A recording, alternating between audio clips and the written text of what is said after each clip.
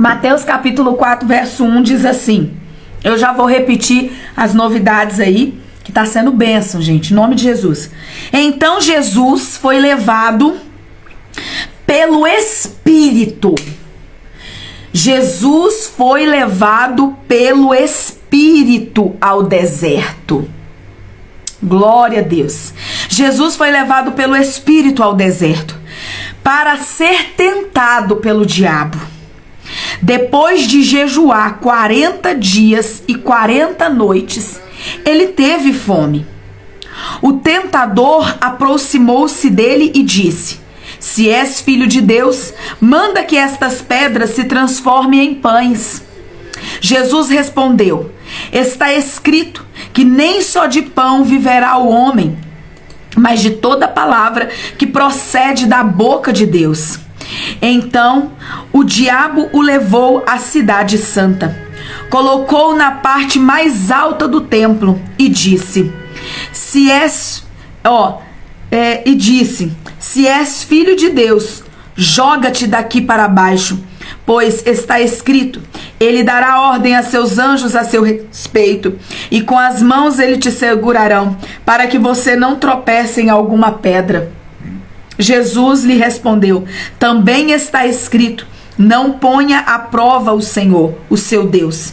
Depois o diabo levou a um monte muito alto e mostrou-lhe todos os reinos do mundo e o seu esplendor. E lhe disse: Tudo isso te darei se prostrado me adorastes.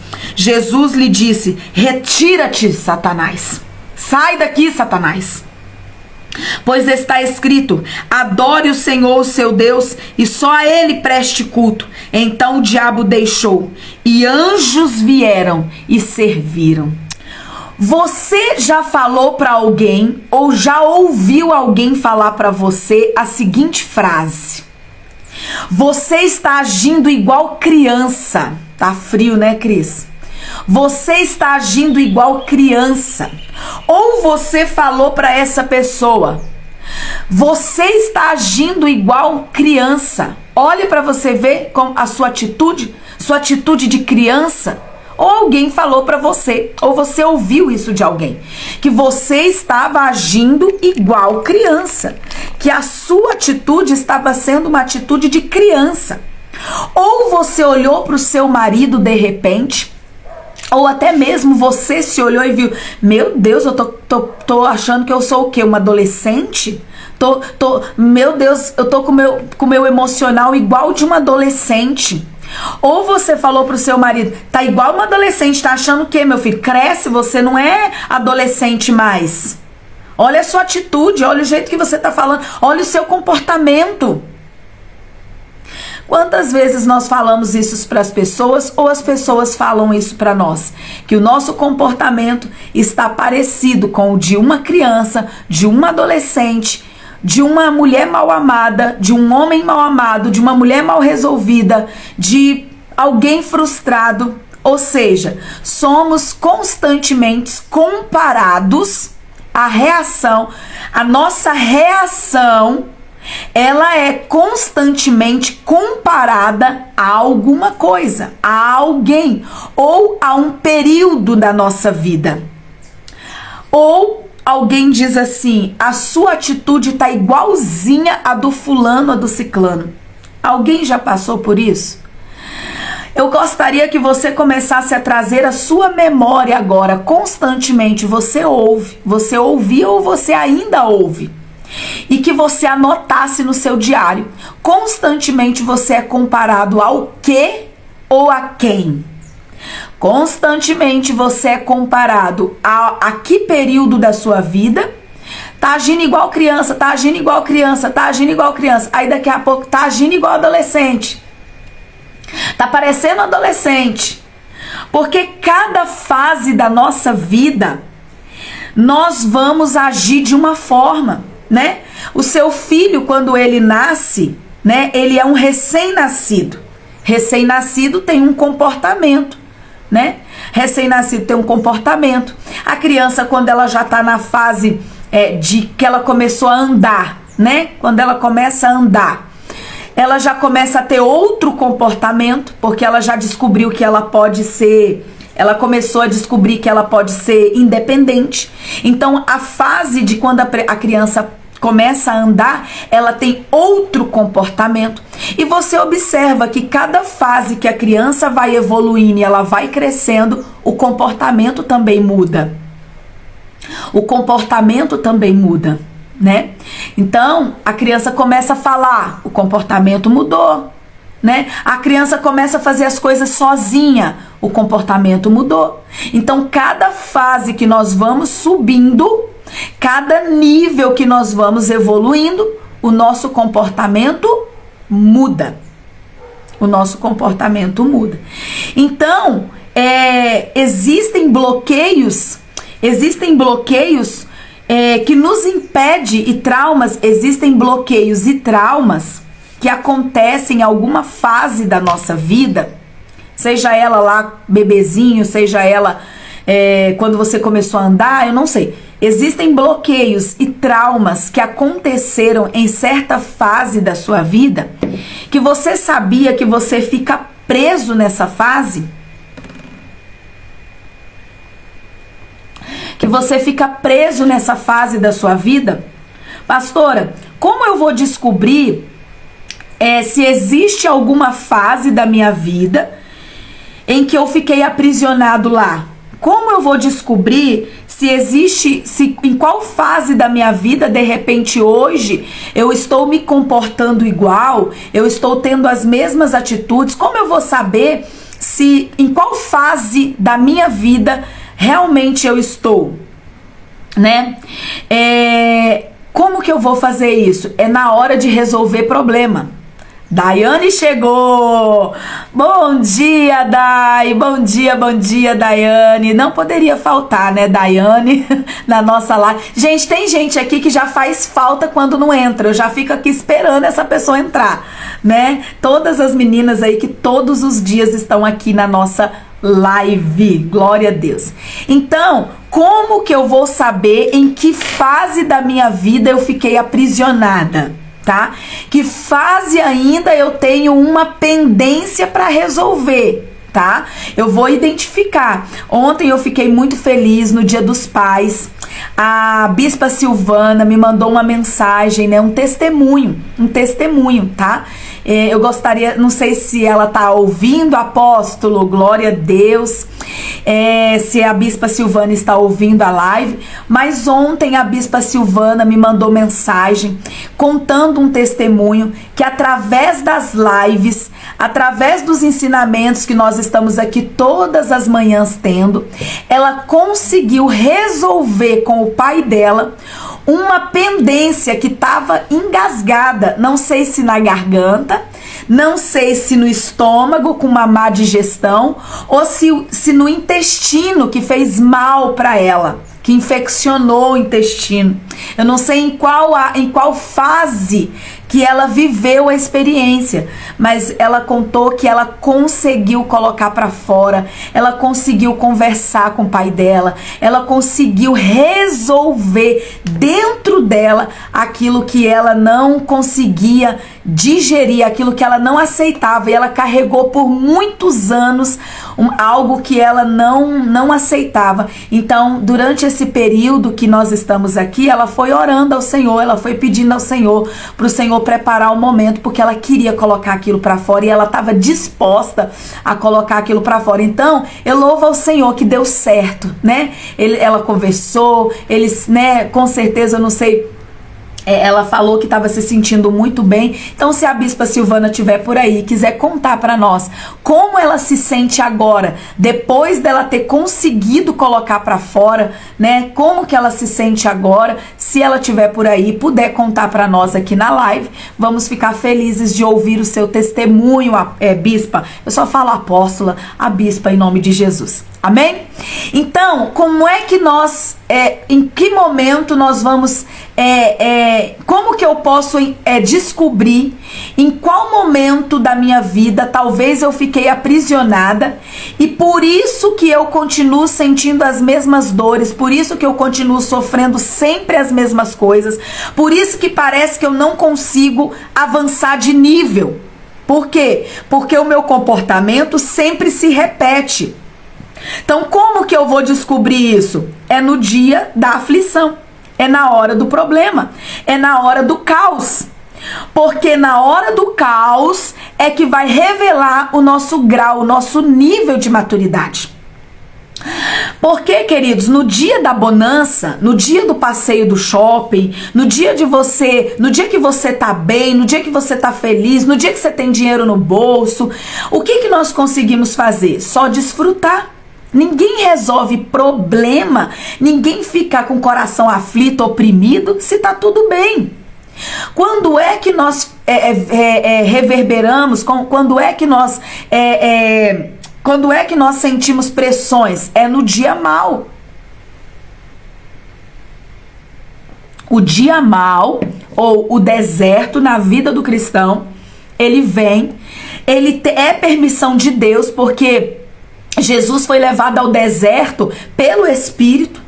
Então foi permissão de Deus, foi Deus que levou Jesus para o deserto, tá? Porque a Bíblia diz que ele era 100% Deus, mas ele era 100% homem. Ele também era carnal, ele também era carne. A Bíblia diz que a palavra se fez carne e habitou entre nós. Ele era carne, ele era homem, como eu e você. Então, ali no deserto foi testado o nível de consciência humana. O nível de consciência humana de Jesus. Então, os seus desertos, as pressões da sua vida, ela está ali, não é como jargão gospel, que nós vamos olhar isso dentro da psicanálise também, tá? Nós estamos fazendo essa junção da psicologia com a Bíblia. A psicologia com a fé, a ciência e a fé. A ciência e a fé, ela sempre vai andar junto. Vai andar junto, não tem como fugir. Vai andar junto. Então, quando é que nós revelamos o nosso nível de maturidade? É em meio ao caos, em meio a situações difíceis, né? Então, como que você reage? Como que você reage diante dos seus maiores conflitos? Diante das pressões, como que você reage? Ah, pastora, eu sou aquela que chora. Nossa, eu choro. Eu só sei chorar. Quando eu enfrento uma briga, então, uma oposição, quando eu enfrento uma discussão, um problema que eu tenho que discutir, principalmente dentro de casa, no âmbito familiar, né? Principalmente no núcleo em que nós mais temos convivência e no núcleo que nós mais temos intimidade com as pessoas, tá? É aí que vão ser os nossos maiores conflitos, tá? Os seus maiores conflitos vão ser revelados, você vai ser colocada nos conflitos em meio às pessoas que você ama, tá? O seu deserto emocional é diante das pessoas que você tem relacionamento, que você tem intimidade, que você ama, tá? Então, como que você reage? Como que você consegue liberar as suas forças? Vamos dizer assim, ó, liberar a sua angústia. Como que você libera a angústia? Como que você libera a raiva? Como que você libera o ódio? Como que você consegue ficar bem de novo? Como que você resolve a situação para você ficar bem de novo, tá? Começa a pensar aí, como que eu resolvo? Ah, eu tipo finjo que não é comigo que tá acontecendo. Eu finjo que não é comigo que tá acontecendo. O famoso João sem braço. Eu dou uma de João sem braço que não é comigo. Eu deixo a pessoa falando sozinha. Eu finjo que não é comigo. Tipo, deixo ali a pessoa falando sozinha e de repente dou um jeito de sair de perto. Saio e depois eu volto. Vou dar uma volta, vou dar um rolê, vou sair para algum lugar, ou vou arrumar alguma coisa para fazer, eu vou arrumar alguma coisa para fazer e depois eu volto.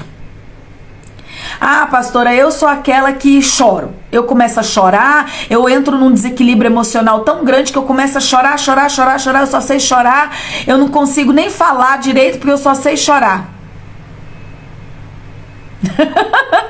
A Daiane falando, eu depois da nossa conversa, eu agora ligo meu botão de demência. Eu finjo que não é comigo, né, Daiane? A Daiane tá falando, eu finjo que não é comigo, né? E tá bom, e vai, né? Como que eu resolvo os meus problemas? As pressões. E no caso aqui, a Daiane tá falando como que ela tá agindo agora diante da pessoa. Sabe, a pessoa que irritava ela? A pessoa que irrita ela, a pessoa que tira ela de órbita, a pessoa, como se diz, né? O ferreiro ou oh meu Deus, como que eu posso dizer? A pessoa que Deus está usando como serralheiro, né? Vou colocar como serralheiro aqui, porque dentro de uma serralheria se tem muitos equipamentos, muitas ferramentas, né? Dentro de uma serralheria tem muita ferramenta que é usada para produzir aquele móvel. Bom dia, meu amor. Paz do Senhor, irmão Rogério. Glória a Deus. Bom trabalho para você, meu esposo que está no trabalho agora. Glória a Deus. Deus te abençoe. Então, numa serralheria tem muitas ferramentas que é usada para poder produzir aquele móvel, né? E cada ferramenta, ela tem uma função, né? Cada ferramenta, ela tem uma função. E eu quero colocar aqui para vocês, gente, é muito detalhe que eu preciso falar. É muito detalhe que eu preciso falar com vocês aqui, mas é necessário para quê? Para que traga clareza no nosso entendimento, tá? Para que traga clareza no nosso entendimento e para que a gente possa, no dia mal, saber guerrear. Saber guerrear. Conta aí pra mim se tá fazendo sentido o que eu tô falando na vida de alguém. Se está fazendo sentido o que eu estou falando na vida de alguém. Glória a Deus. A Daiane já colocou ali.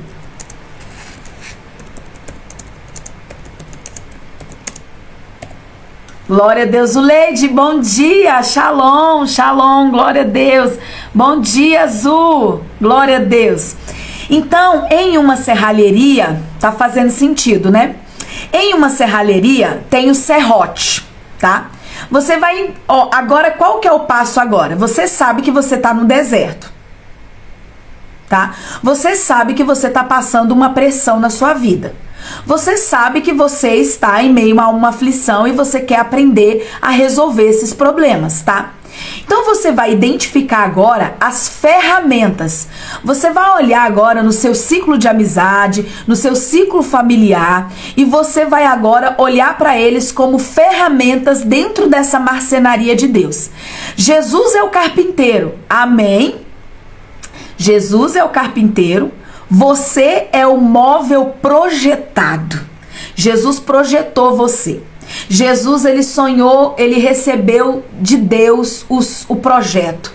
Filho, vamos criar a nossa imagem, a nossa semelhança? Vamos. Então agora eu quero levar você para dentro de uma marcenaria. E Jesus é o carpinteiro, tá bom? Lá na carpintaria de Jesus, para ele colocar eu e você, para ele formar eu e você, para resgatar eu e você e trazer novamente para a essência, para o início de tudo, para o projeto, ele vai precisar usar um serrote. O serrote. Para que serve o serrote, queridos? O serrote é aquele que vai ser usado para cortar, fazer cortes mais precisos.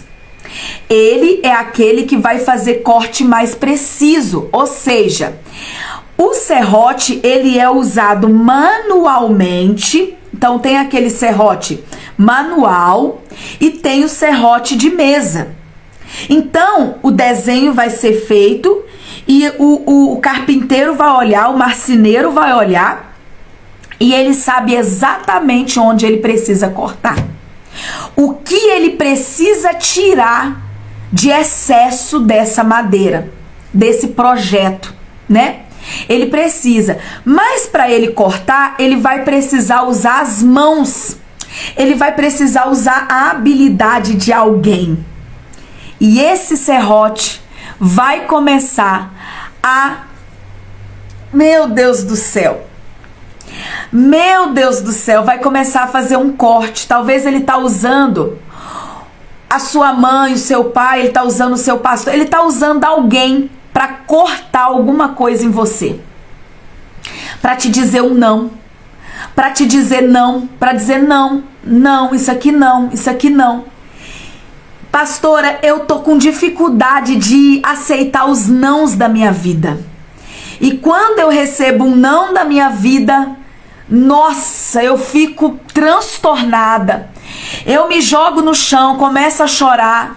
Pastora, eu não consigo, eu não tô sabendo lidar com os nãos, pastora. Eu tô ficando, meu Deus do céu, talvez o não tá vindo de um filho, talvez o não, porque tá cortando, tá tirando. Se tá tirando, tá dizendo não pra você. Talvez agora você tá na fase do formão. O que é o formão?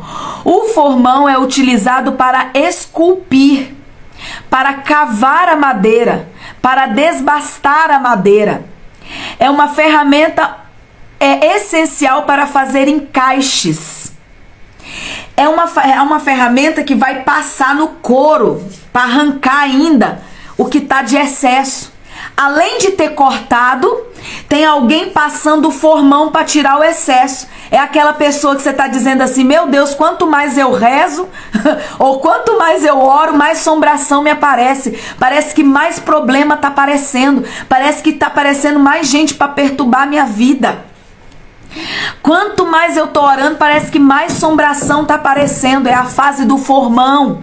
É alguém que apareceu na sua vida para arrancar um pouquinho mais de excesso que tá tendo aí, que nós já vamos entender. Tem a plaina, que não basta apenas tirar o excesso, tem que planar, tem que deixar retinho, tem que deixar lisinho.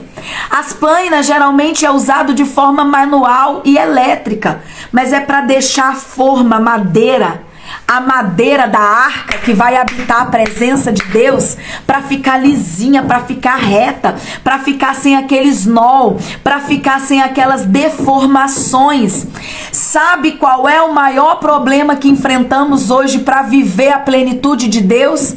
Para carregar a presença de Deus de forma leve? O nosso maior problema são as nossas emoções. É as emoções que carregamos, querido. É as emoções que carregamos que nos impede de viver uma vida leve com o Senhor. De viver uma vida leve. Por isso que você não sai do deserto. Por isso que você não sai desse compartimento que só te faz sofrer há anos. Faz anos que você sofre com os mesmos problemas. Nas mesmas áreas, nas mesmas situações. Por quê? Porque você continua tendo comportamentos antigos. Como você revela, como você resolve problemas, revela o seu grau de maturidade. E eu vou falar algo mais ainda para você. A nossa forma de agir em meio ao caos revela o nosso nível de maturidade. Para onde você está fugindo diante dos problemas? Você é aquele que resolve o problema ou você é aquele que coloca debaixo do problema e continua tocando a vida? Ah, pastora, mas o fulano não quer conversar. Jesus não está aqui falando do fulano, Jesus está aqui falando de você, no seu interior, é dentro de você. A Daiane... Estou enxergando isso depois das lives. A Daiane, isso mesmo, Eneide, glória a Deus. A Daiane falou que diante daquela pessoa, ela aperta o botão de demência. Mas como que ela está resolvendo aquela situação dentro dela? Dentro dela. Ela está guardando mais mágoa? Ela está enchendo mais o compartimento de memórias dela para juntar mais memórias, mais mágoas daquela pessoa, para rejeitar ainda mais aquela pessoa? Ou ela está conseguindo perdoar aquela pessoa dentro dela? Ou ela só está apertando o botão de demência para fugir do problema? não para resolver ele dentro dela. É só para fugir ou o botão de demência está sendo apertado para resolver? Porque só sobe de nível, só sai desse período que você tá nele quando você aprender a resolver o problema. Mas muitas das vezes você não vai conseguir resolver com o outro. É como você resolve com você mesmo. E tem gente que resolve problema lambendo ferida. Vai ficar ali que nem cachorro, lambendo a sua própria ferida. Pra quê? Pra que as bactérias que tá na sua língua saria aquele machucado? E não é assim. Não é lambendo feridas que vamos resolver os nossos problemas. Não é alimentando as nossas emoções ruins que vamos resolver problemas. Não falo não para o meu filho e vivo só em lutas. Tá aí. A Rose não está conseguindo resolver os problemas da forma correta. Como que ela está tentando resolver o problema com o filho dela? Sendo omissa. Ela é tá sendo uma mãe omissa. Então, ser omissa, na mentalidade dela, talvez vai fazer com que o filho respeite ela, mas muito pelo contrário. O filho vai dar ainda mais trabalho. Porque o filho não vai ter limite. O filho não vai ter limite. Então, qual é o grau de maturidade da Eneide? Aonde você acha que a Eneide tá? Aonde você acha que a Rose tá presa? Provavelmente a Rose está presa em alguma fase da vida dela em que ela se sentiu, em que ela foi muito ferida pelo fato de só ter recebido não na vida. Talvez na infância, tudo que ela pedia, não pode, não dá, não pode, não, não. E aquilo machucou tanto ela que o fato dela esperar esse sim, ela fez com que ela tivesse certos comportamentos que ela tinha medo das pessoas dizer não para ela. Então ela fazia tudo que as pessoas queriam. Pelo fato de desejar ser amada, desejar ser correspondida. Então ela começou a falar sim para tudo. Pelo fato de nunca ter se sentido vista, nunca ter se sentido amada, nunca foi atendida em algo que ela queria ou em algo que ela desejava. Ela está presa em alguma situação da infância dela. Ela está presa em alguma situação que aconteceu, que traumatizou, que trouxe muitas dores. Ou talvez infância, adolescência, juventude, talvez um ambiente de muita escassez. É uma série de situações. Então, a nossa forma de resolver problemas mostra o nosso nível de maturidade. Jesus vai ser o nosso maior exemplo. Quer um exemplo de Jesus? Como que ele agia diante dos discípulos quando os discípulos faziam aquilo que entristecia ele? Quando os discípulos faziam alguma coisa que deixava ele bravo, deixava ele chateado, ofendia até mesmo, ofendia Jesus, porque ele passou por várias situações de ofensa, de humilhação, ele passou por momentos em que ele foi rejeitado por certos discípulos. Jesus passou por vários níveis de experiência com cada discípulo. Só que como Jesus reagia diante de cada situação?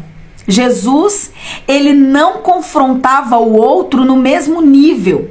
Jesus, ele pegava o pecado do discípulo, ele pegava o erro do discípulo e pegava aquilo e ensinava em cima daquilo. Ele ensinava, ele não acusava. Ele não ficava fazendo o papel do acusador. Diante do erro, ele ensinava. Ele ainda ensinava com amor. Pastora, você está falando que eu vou ter que ter sangue de barata, então. Eu vou ter que... É as nossas emoções que nos atrapalham a viver uma vida leve e saudável. São as nossas emoções. É quando Jesus falou para o discípulo assim: olha, se alguém bater na tua face direita, vira à esquerda. Deixa vai bater em mim uma vez só. Não que você vai ter que você vai ter que ficar apanhando, irmãos. Entenda o que eu estou dizendo. Jesus está falando: bateu na sua face, qual vai ser seu posicionamento agora? Como que você vai se posicionar? O que aconteceu? O que aconteceu diante dessa situação? Como você vai se posicionar agora? Você vai continuar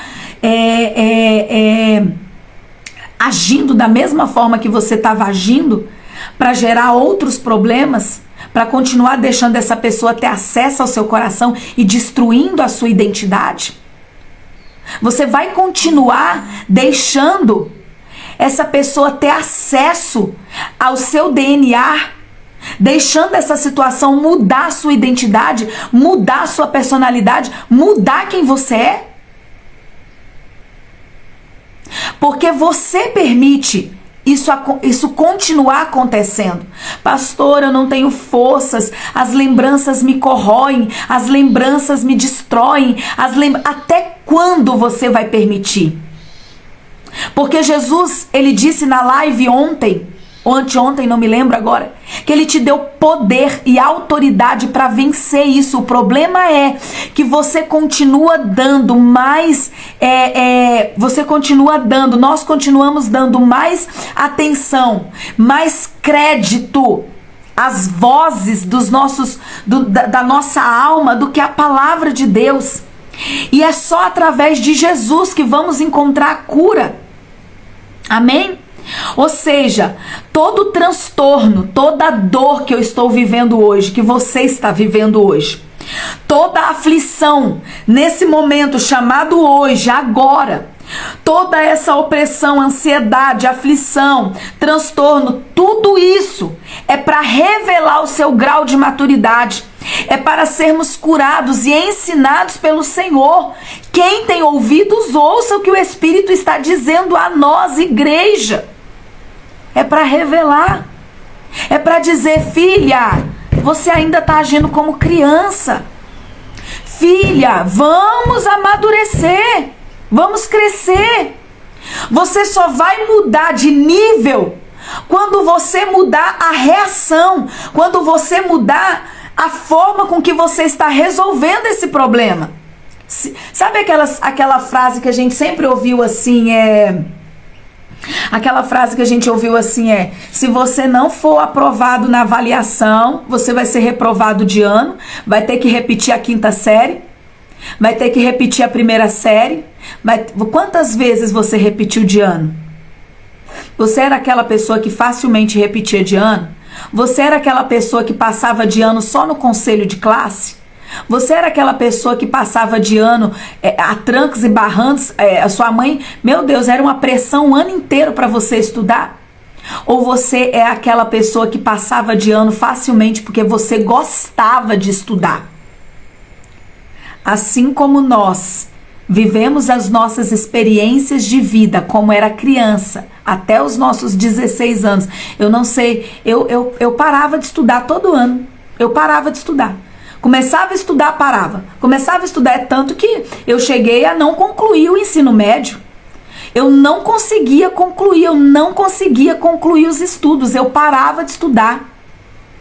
Eu trocava de escola, meu Deus do céu. Eu troquei não sei quantas vezes de escola. A minha mãe tinha que estar me trocando de escola porque eu tinha muito problema de rejeição, então eu tinha muito problema com os amigos da escola. Sempre tinha alguém querendo me bater dentro da escola. E eu falava, meu Deus, mas por que essas pessoas querem me bater? Eu não entendia. Eu não entendia por que eu estava sempre envolvida em confusão na escola. Eu tinha uma confusão no meu aprendizado. Eu tinha uma confusão para concluir estudo. Eu tinha uma confusão, eu sempre estava envolvida numa confusão e eu não entendia por que eu estava no meio daquela confusão.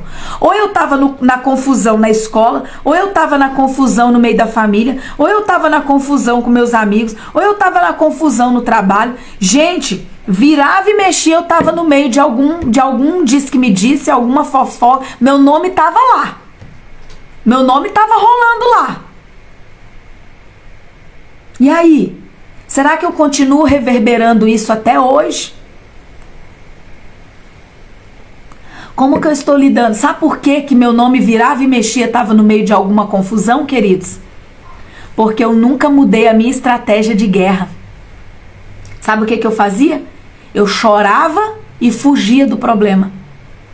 Eu nunca tive psicológico, eu nunca tive emocional para enfrentar um problema de frente, para resolver o problema.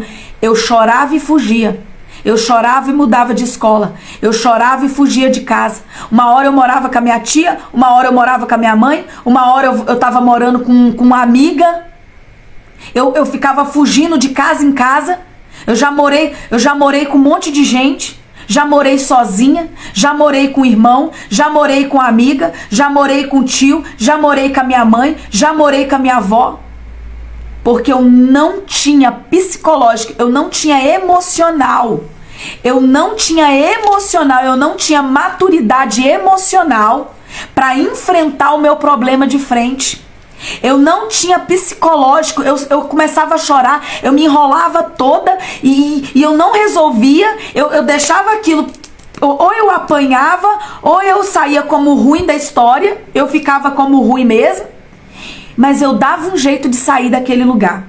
Eu dava um jeito de fugir daquela situação e ir para outro lado. Aí mudava de namorado, nossa, não sei quantos namorados, aí saía do casamento, me separava. Por quê? Porque eu não tinha coragem de encarar a minha fraqueza, de encarar a minha dor, de encarar quem eu era. Eu não conseguia, eu não tinha, eu tinha uma mente confusa, uma confusão. Eu não conseguia resolver. Eu não conseguia, não, eu vou ficar aqui até resolver. Eu vou ficar aqui até resolver esse BO. Eu vou ficar aqui até o meu interior ser curado. Até eu resolver. Quem mais aqui tá comigo? Conta aí pra mim, gente. Conta aí pra mim se faz sentido o que você tá vivendo. Em nome de Jesus. Olha o que a Simone falou. Me identifico com isso e tento com a cura interior do luto do meu pai, que apesar de ter 6 anos ainda dói muito. Isso. Tá presa lá. Tá presa nesse luto. Tá presa. Então, essa menina hoje virou uma mulher. E como que ela faz para resolver os problemas? Ela se isola. Ela se isola, ela se prende dentro de um quarto, ela se joga em cima de uma cama. E quando a pressão está muito grande, qual é a primeira coisa que ela faz? Aquilo que dá prazer para ela. Aquilo que dá prazer para ela, mas sozinha, isolada. Então, queridos, Jesus, ele foi o nosso maior exemplo, que ele também enfrentou. Ele também foi para o deserto. Ele também enfrentou as pressões da vida. Como que Jesus venceu? Jesus venceu diante da consciência que ele tinha de quem ele era. A maior arma que Jesus tinha no deserto não era só o fato do jejum, porque muitos colocam que a maior arma de Jesus foi o jejum. Amém, também. Ele estava ali jejuando, ele estava se abstendo. Mas o diabo veio usando a fraqueza da carne dele. A fome, a sede, o cansaço. O diabo tentou entrar pela fraqueza da carne. Jesus, na carne, estava fraco. Estava com fome, com sede, cansado. Provavelmente muito cansado. E o diabo tentou usar a fraqueza da carne para entrar na vida de Jesus, para que Jesus pecasse. para que Jesus desonrasse quem ele era. Porque a maior desonra que o diabo quer, irmãos, na vida do ser humano, ele só pode atingir o Pai se ele atingir primeiro você. O objetivo do diabo é desonrar você. Porque desonrando você, ele desonra o Pai. Porque o Pai se dói quando olha o filho desonrado. O pai, ele se dói. O pai, ele diz, você é mãe. Você. Ah, pastor, o meu pai não estava nem aí. Mas era para ele estar. Ele foi colocado no mundo para te proteger. O seu pai e a sua mãe o seu pai, o compromisso do seu pai e da sua mãe era de proteger você. Mas a sua proteção não estava ali e o diabo conseguiu tocar em você. Por causa da incapacidade naquele momento, da falta de sabedoria naquele momento, que aquela pessoa precisava te proteger e não te protegeu. E alguém desonrou você. Talvez eu estou falando para pessoas aqui que foi desonrada. Por alguém tocou em você e não tinha ninguém para te proteger naquela hora. Alguém encostou em você, tocou em você, abusou de você, talvez te bateu. Te deu um tapa no rosto, xingou, humilhou você. E você se sentiu desamparada, seu pai não fez nada, sua mãe não fez nada. E aquilo ali foi o pior dia da sua vida, que você olhou para um lado e olhou para o outro e não viu segurança em lugar nenhum. Ninguém te protegeu. E você carrega isso com você até hoje. Essa sensação de que ninguém tá nem aí para você. E você levantou um muro de proteção. Qual é o muro de proteção que você levantou? Não tô nem aí. A vida é eu e eu mesmo. Ninguém vai fazer nada por mim. É eu que tenho que fazer. Eu não me importo com ninguém. Eu não me importo com as pessoas. Eu tenho que ser autossuficiente para mim mesmo. Eu tenho que me proteger. Como que eu vou me proteger? Eu vou me proteger rejeitando. Eu vou me proteger abandonando. Eu vou me proteger fugindo. Eu vou me proteger batendo também. Eu vou me proteger não ligando, me tornando frio. Eu vou me proteger como? Quem te feriu? Quem te abandonou? Quem não te protegeu? Quem não te ajudou quando você mais precisou? Quem foi?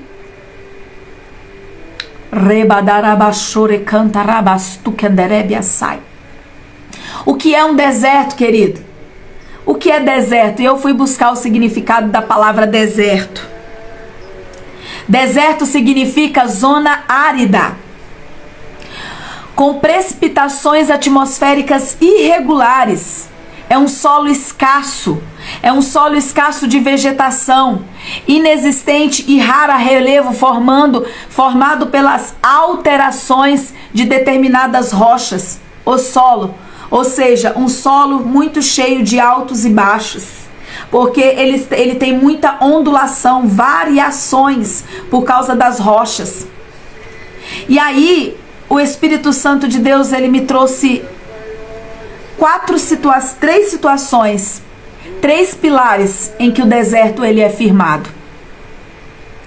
Primeiro pilar, todo deserto ele traz para nós a sensação de que ali naquele lugar não há uma possibilidade de viver.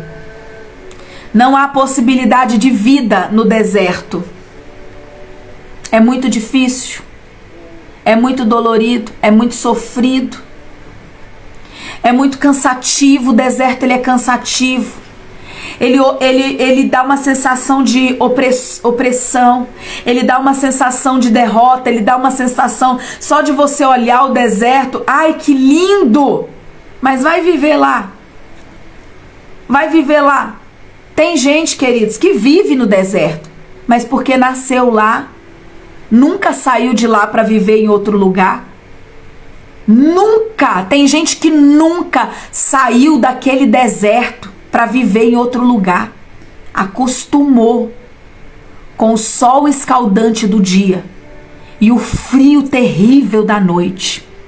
Acostumou com a escassez de vegetação, acostumou com a escassez de água, acostumou e nunca saiu do deserto. Ei, deixa eu te falar uma coisa. Sabe por que você não sai dos desertos da vida? Porque você está acostumado a viver aí. E sabe por que você está acostumado a viver nos desertos da vida? Porque você não quer se curvar e você entender que as suas emoções é que estão te atrapalhando. É o seu coração, é a sua mentalidade, é o seu emocional. É o seu emocional que não está deixando você mudar de nível. Presta atenção. Às vezes nós falamos assim, lembra aquela situação? Então melhorou um pouquinho. Se você olhar para dentro de você, sabe por que melhorou um pouco? Sabe por que você tem a percepção que melhorou um pouco? Porque com certeza, se você fizer uma autoanálise, você também mudou um pouco. Você mudou o seu comportamento, você mudou também. E quando você perceber as suas mudanças, você vai começar a perceber a mudança ao seu redor. Mas se você não muda a sua forma de pensar, se você não muda as suas atitudes, se você não muda o seu posicionamento, se você não abandona as práticas antigas. E o que são as práticas antigas? O meu velho homem. Aquilo que eu aprendi no decorrer da minha vida. Aleluia! E se eu não nascer de novo, querido, eu não vou viver. Entrou um passarinho aqui dentro de casa agora e ele estava voando aqui, um passarinho que sempre vem aqui em casa. Todo dia de manhã esse passarinho entra pela minha janela. Aleluia! De um tempo pra cá, não foi sempre. De um tempo pra cá. E é o mesmo passarinho. Faz algum tempo. Eu peço ao Espírito Santo que o Senhor... Eu agora olhei pro lado porque ele acabou de entrar, ele acabou de passar aqui. E eu sei que tem um mistério de Deus nisso, esse passarinho. Glória a Deus, aleluia. Então, as nossas emoções é que nos impede de ir pro próximo nível. Mas também são as nossas emoções que nos levará pro próximo nível. São as nossas emoções que vão nos tirar dessa fase de deserto que nós estamos passando. Então, o deserto, ele nos mostra, o primeiro pilar, ele nos mostra uma aridez muito grande, é muito árido. Não há possibilidade de vida aí. O segundo pilar que ele vai mostrar é um solo muito irregular. Ah, não. É muito altos e baixos. Essa pessoa é muito inconstante. Esse lugar é muito inconstante. Na mesma hora que tá bom, já não tá mais. Na mesma hora que o fulano tá assim, já não tá mais. Meu Deus, que deserto é esse? Que homem bipolar é esse, gente? Meu Deus, mas esse pai, essa mãe, eu não sei qual é a sua realidade.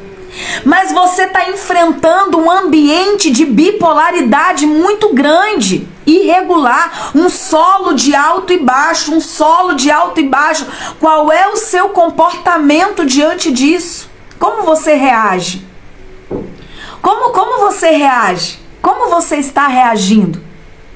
Qual é a estratégia diante de uma situação, de uma pessoa que tem bipolaridade? Ai, Mari.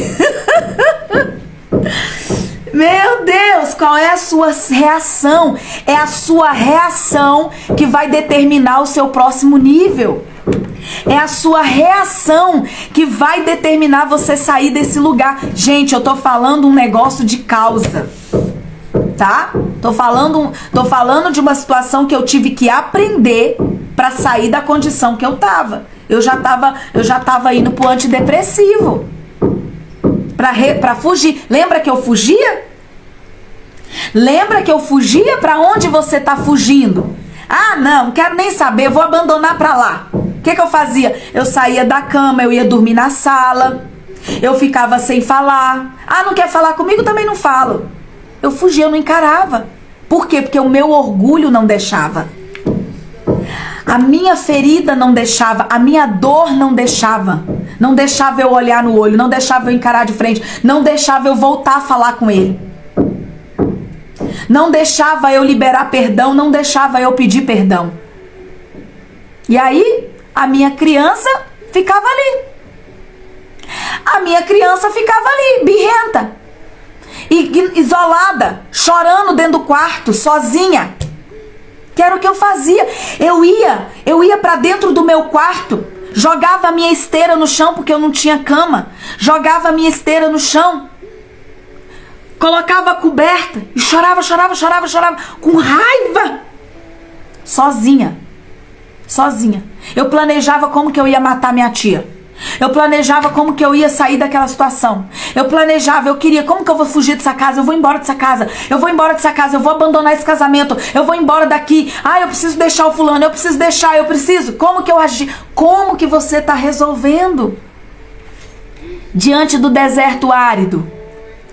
Como que você está resolvendo diante da bipolaridade dessa pessoa? Desse ambiente bipolar que você está aí? É para revelar o teu nível de maturidade, é para revelar o seu grau de maturidade. Aonde que você está presa? Rabiastor kendeblia sai. Ribadababasobe kenderebia sai. Ah, pastora, minha mãe era daquela, o meu pai era daquele que se eu apanhasse na rua e não batesse, chegasse em casa chorando, o pau quebrava. Eu apanhava mais em casa do que eu apanhava na rua. Eu tinha que bater, eu não podia chorar. Eu tinha que engolir o choro, resolver meus problemas lá na rua e não trazer nada pra dentro de casa. Eu não podia trazer problema pro meu pai e pra minha mãe. Eu tinha que resolver lá na rua. Eu tinha que resolver do meu jeito. Na porrada, no grito, no xingo, do jeito que eu quisesse, mas eu tinha que resolver lá. E eu não podia trazer problema pra dentro de casa. Como que você tá resolvendo hoje? Continua sofrendo porque você não pode compartilhar seus problemas com ninguém? Porque você acostumou a resolver tudo sozinha do seu jeito? Mesmo que te arrancassem sangue, mesmo que te humilhasse ao ponto de você se sentir tão humilhada, ao ponto de você desejar a morte, como que você resolvia seus problemas? Pastora, o terceiro pilar que o deserto faz, ele revela para nós a escassez de vegetação. Qual é a função da árvore no ecossistema? Qual é a função de uma árvore no ecossistema, na terra? Por que nós precisamos plantar árvores? Por que precisa manter a floresta amazônica de pé? Porque as árvores servem de filtração do oxigênio, elas filtram o oxigênio. A vegetação filtra o oxigênio para quê? Para que você possa ter um ar mais limpo e mais puro. Por isso que quando você vai para o meio do mato, você parece que a respiração é melhor. Quando você entra em uma floresta, quando você entra em um lugar que tem muita vegetação, parece que o ar daquele lugar é melhor. Quando você anda nas ruas de São Paulo, do centro de São Paulo, eu não sei na região da Eneide, você sente aquela respiração pesada, poluída, oxigênio, muita poluição no ar. Ei, sabe essa falta de ar que você sente diante dos seus problemas? Sabe essa falta de ar, essa coisa que parece que você não consegue respirar, parece que dá um bolo na garganta, parece que falta ar, você não consegue, parece que vai adormecendo o corpo, parece que vai, meu Deus. É a forma com que você está resolvendo os seus problemas. Tá pesado, tá sem respiração. E você continua prendendo tudo dentro de você. Você precisa se mostrar forte o tempo inteiro. Você teve que se mostrar forte. Sabe por quê? Porque tem pessoas que talvez cresceram em um lar em que o pai foi muito negligente com a mãe. Em que talvez a mãe foi muito negligente com o pai. Talvez você cresceu num lar em que você teve que ser o suporte da sua mãe. Em que você teve que ser a estrutura da sua mãe. Os papéis se inverteram. Você teve que ser a mãe por um determinado momento. Você teve que ir atrás de ajudar a sua mãe. Você teve que começar a trabalhar muito cedo. Você teve que trazer o sustento. Você teve que cuidar dos seus irmãos mais novos. Você teve que ter responsabilidades muito cedo. Você teve que suportar um peso que não era seu. Você teve que suportar um peso que não era seu. Você teve que ser o sustento. Você teve que ser a base. Mas você era só uma criança. Ai, era hora de brincar, correr, se divertir, respirar, dar risada. Era hora de rolar na terra, era hora de jogar bola, era hora de andar de bicicleta, era hora de você ser feliz. Mas você nunca conseguiu fazer essas coisas. E quando fazia, era muito limitado, era muito rápido. Era tudo muito rápido. Na mesma hora que você já estava brincando, alguém já estava te gritando porque você tinha que fazer alguma coisa. Porque você tinha que cuidar dos seus irmãos, porque você tinha que... Então você nunca conseguiu desfrutar. E aí você não entende. Porque você sempre atraiu para perto de você pessoas em que elas não tinham a capacidade de resolver nada sozinha. Você nunca entendeu o porquê você só atraiu pessoas que você tinha que resolver tudo. Você tinha que ser o pai e a mãe. Você tinha que ser a esposa e o marido. Você tinha que fazer o papel do homem dentro de casa. Você tinha que fazer o papel do seu chefe no trabalho. A obrigação era do seu chefe, mas acabou que você estava fazendo o que era para o seu chefe fazer. Você sempre estava assumindo você sempre está assumindo o papel o papel que não é seu. Você sempre está assumindo um papel que não é seu. Não é seu esse papel, mas você está assumindo. Porque você está acostumado, lá na sua infância, você está lá. Você acha que ainda tudo é você que tem que resolver. Você acha que é tudo você que tem que resolver. Você acha que é tudo responsabilidade sua. Você carrega o problema de todo mundo. O seu pai e a sua mãe não é responsabilidade só sua. Mas você... o meu irmão não fez, a minha irmã não fez, me dá aqui que eu faço, a responsabilidade é minha. Pastora, mas se eu não fizer, ninguém vai fazer, e aí? Você então não reclama do fardo que você está carregando. Você não quis abrir mão de um papel que não era só seu. Jesus está aqui para te acusar? Não! Jesus está aqui para mostrar para você, vê se aprende. Dá para você aprender?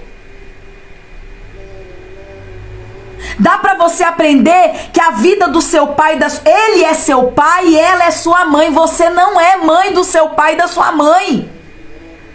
Os papéis estão invertidos. Você agora está no papel de mãe e o seu pai e a sua mãe estão no papel de filho. Por quê? Porque você sempre teve que resolver tudo, então agora no final da vida você também está resolvendo o problema deles. Você não deixa nem sua mãe falar, você não deixa nem seu pai falar, porque é do seu jeito. É da sua forma. Ei, queridos, eu fiz isso com a minha mãe, tá? Agora, a minha mãe me liga. Mãe, dá um jeito de ir lá e resolver, mãe. Eu não posso resolver para a senhora já é adulto o suficiente para fazer. Com dor, irmão, com dor. Mãe, eu sou sua filha, eu posso te dar um apoio.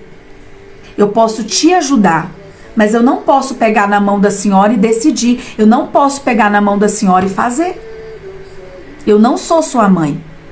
Porque eu acostumei a minha mãe. Houve um tempo, queridos, que até para chamar a atenção dos meus irmãos, a minha mãe falava comigo: ó, Jaque, o fulano tá fazendo isso. Ó, Jaque, o fulano tá fazendo aquilo.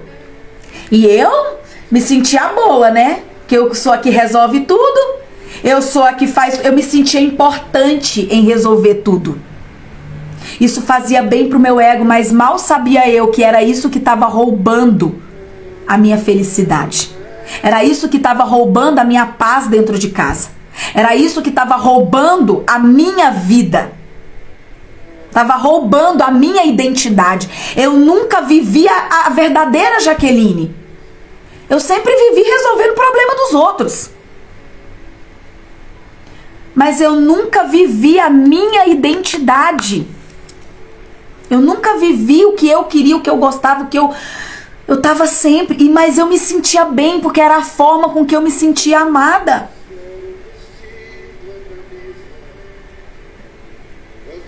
Como que você está agindo?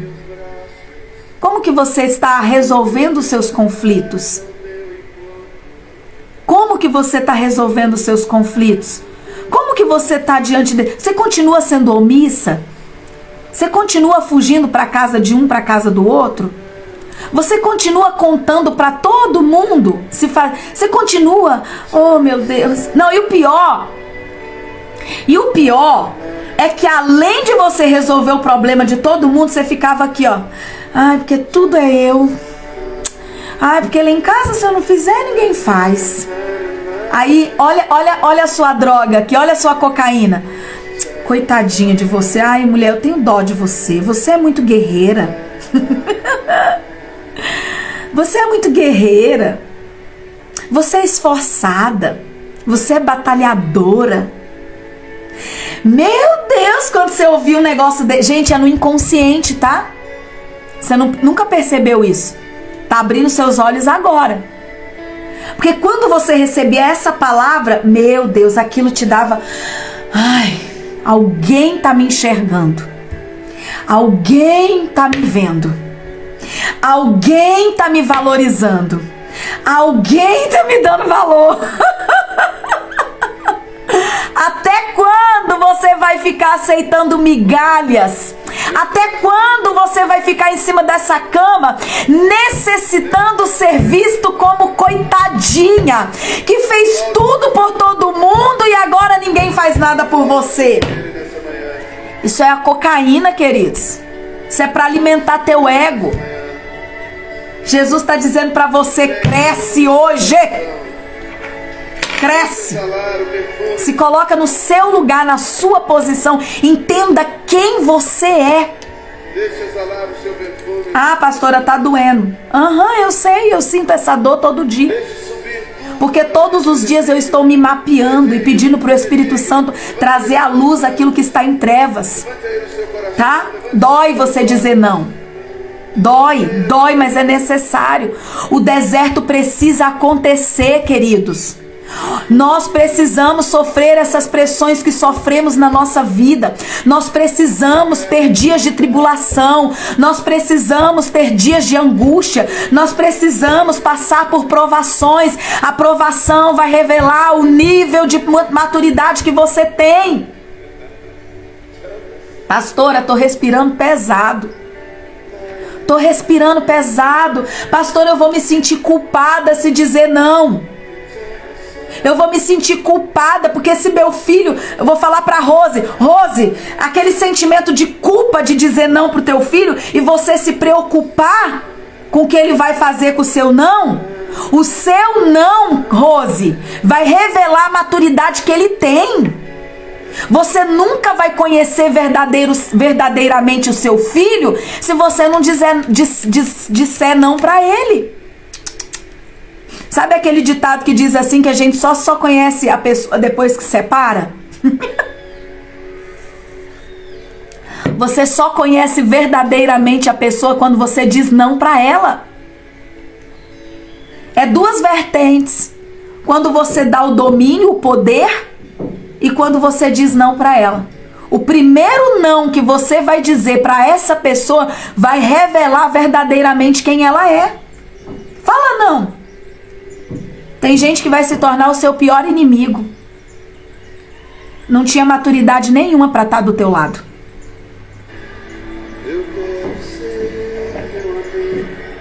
Glória a Deus. Glória a Deus. Glória a Deus. Já estamos indo para o final dessa live. Jesus, queridos, ele nasceu debaixo de uma rejeição terrível. Jesus, ele nasceu debaixo de uma condenação de morte. Havia saído um decreto: mata todo filho homem que nascer na região de Belém. É para matar.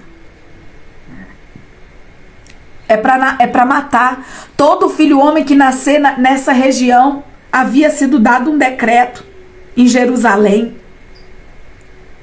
Havia sido dado um decreto. Maria teve que correr. Maria teve que ir embora daquela cidade.